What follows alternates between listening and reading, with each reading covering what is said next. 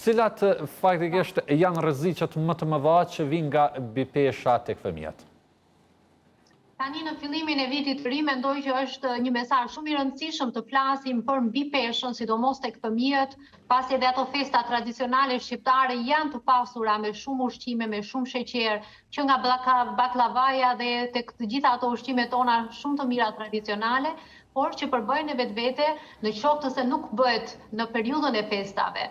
por edhe gjatë vitit përbën një rrezik që fëmijët shqiptar, përfshirë dhe ato në Kosovë, të vuajnë nga mbipesha, nga kaloritë e shtuara që ka më shumë se çka nevojë trupi për çdo ditë. Dhe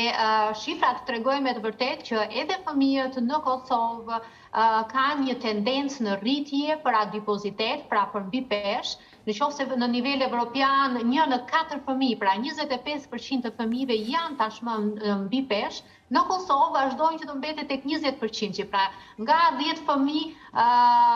2 prej tyre janë në mbipesh, por shifrat janë në rritje, kështu që është një problem serioz për të gjithë prindrit që po na ndjekin. Pra, thoni që 20% të fëmijëve të Kosovës janë në mbipesh. Shumë e vërtet, pra në moshën 5 vjeçare janë 20%,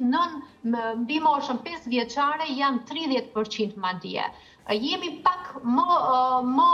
elegant për sa i përket fëmijëve kur bëhet fjalë për nivelin evropian, pra fëmijët shqiptar në Kosovë janë më të mund ta quaj se sa fëmia mesatar evropian, që do të thotë akoma jemi në atë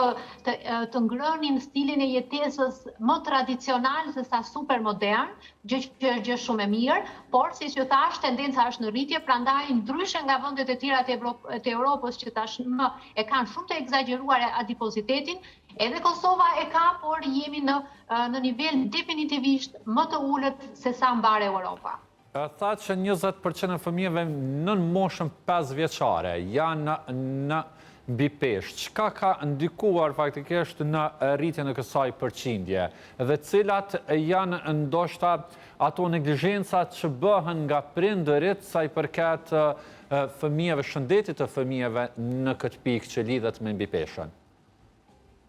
Stili i ri i të jetuarit, qoftë nga ngrënia, qoftë nga lëvizshmëria, qoftë nga qëndrimi para ekranit, në total ka ndryshuar krahasuar mbase me brezat tonë ose të prindërve.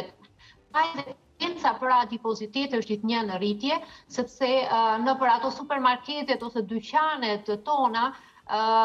për fatin e keq nuk ka më ushqim vetëm bio, por janë ushqime kryesisht të përpunuara, ushqime të cilët kanë shumë yndyrna të këqija, që mund ta quajmë, pra yndyrna të cilat nuk janë me burim bimor, por janë zakonisht me burim shtazor dhe janë të gjitha ushqime të përpunuara me nxehtësi të lartë, që ne i quajmë kalorit më të këqija. Dhe për fatin e keq edhe fëmijët tanë janë të ekspozuar ndaj këtyre ushqimeve. Kjo është arsye e parë, pra ushqime të cilët janë me tendencë gjithnjë edhe jo më pak natyrale dhe jo më bio. E dyta është lëvizshmëria. Dim që fëmijët në base në moshën tonë, në prabrezi jonë, nëse fëmijët prindrit